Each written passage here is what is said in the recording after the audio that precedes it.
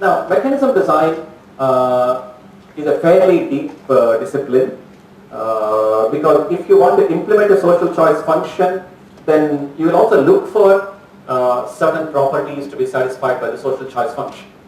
So this slide tells you the typical properties that you will look for. So we have already looked at DSIC, reporting truth is always best, and BIC, which says reporting truth is best whenever others are truthful. There are other properties that you would like your mechanism or your social choice function to satisfy. So one is called allocative efficiency. What this means is that you allocate, you do the allocation in such a way that you maximize the total value. You allocate the items to the players who value them most.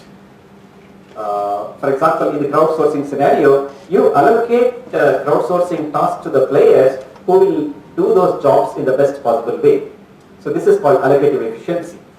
Then you have budget balance, which shows that the payments and the receipts in a market kind of a scenario will be equal.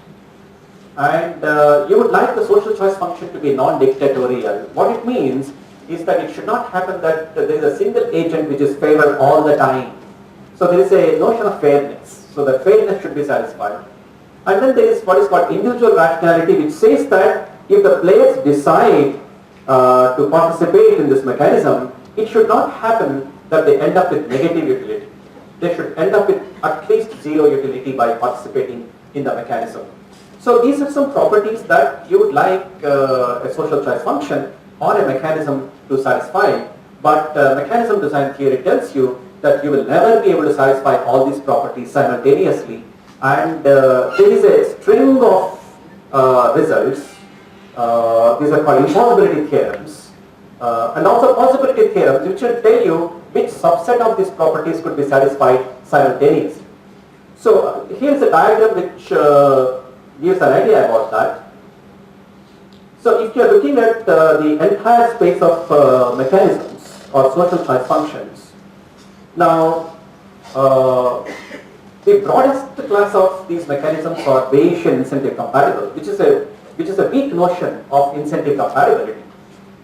Now, then you have the dominant strategy incentive compatibility, which is a very special subset of the BIC mechanisms. Now, then you have these mechanisms which are allocatively efficient.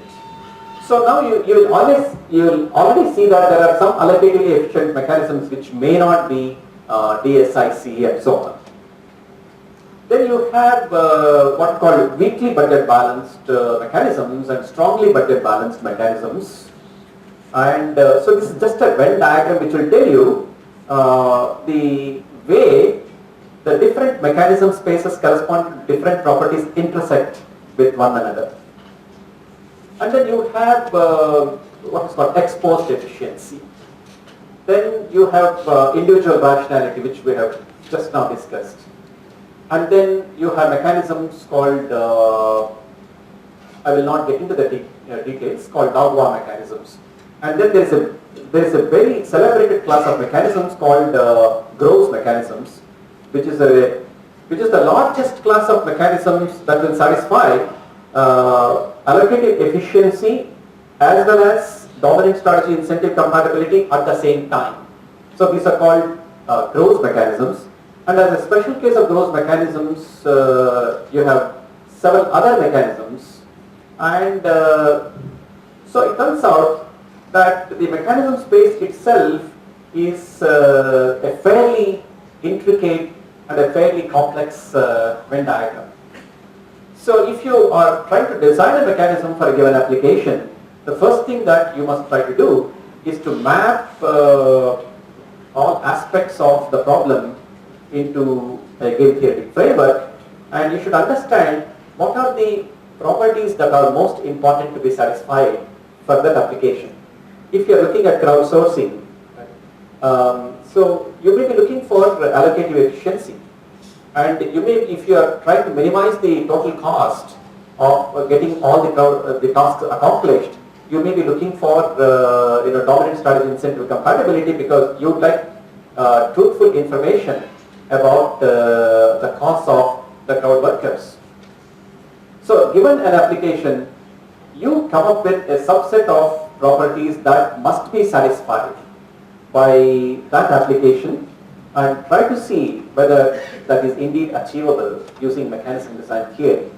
And many times, this leads to very interesting research directions. If there is a property that is extremely crucial, but an impossibility theorem tells you that it cannot be satisfied in conjunction with other properties, you may like to relax one of these properties, and instead of incentive compatibility, you may talk about epsilon incentive compatibility, and then you will be able to get mechanisms which satisfy the maximal subset of properties that you would like your mechanism to satisfy. So, my point here is that mechanism design can be beautifully applied to crowdsourcing context.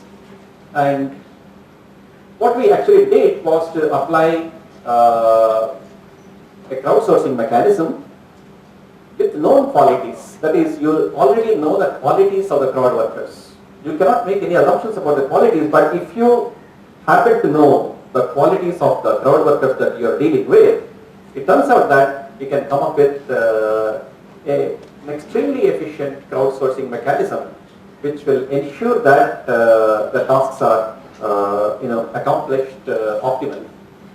So the example that we considered here was that of pollution monitoring, and here what we found was that there was a certain structure to the bits that can be placed by the different people, because everybody travels along a particular route. So we found that the bits will be in the form of subintervals. So when the bits are in the form of intervals, we found that you can actually come up with efficient allocation mechanisms. Do not have the time to go through the details of the entire scheme here, but the planner's goal here was to minimize the overall cost of sourcing the labels or the pollution levels such that error tolerance constraints for tasks are met. And there were 4 different cases here: non-strategic and strategic, homogeneous and heterogeneous. And it turns out that in the most general strategic heterogeneous setting, we were able to come up with an allocation mechanism that satisfies monotonicity, and by using what are called critical payments, we were able to achieve a mechanism that satisfies most of these properties that we are talking about. So interval cover mechanism given by this algorithm is approximately allocative efficient. It is truthful in the dominant strategy sense and exposed individually rationally. Right? So this tells you that mechanism design can be applied in very realistic crowdsourcing scenarios.